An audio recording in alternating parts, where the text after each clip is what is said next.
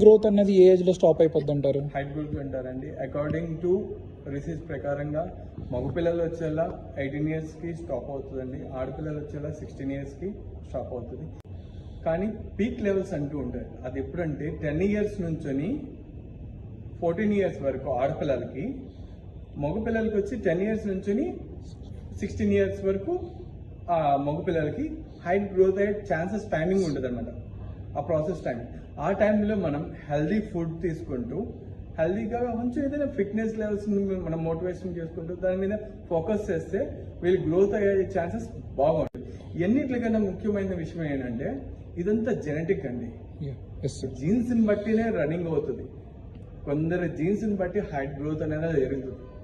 North side లో ఒకలా ఉంటారు, సౌత్ సైడ్ లో ఒకలా ఉంటారు. ఈ కంపారిజన్ బట్టి మన హైట్ అనేది గ్రోత్ అవుతుంది. కానీ ఇది అనేది ఏం లేదు. బట్ మీరు మీ ఒక ప్రయత్నం మీరు చేయండి. Okay sir.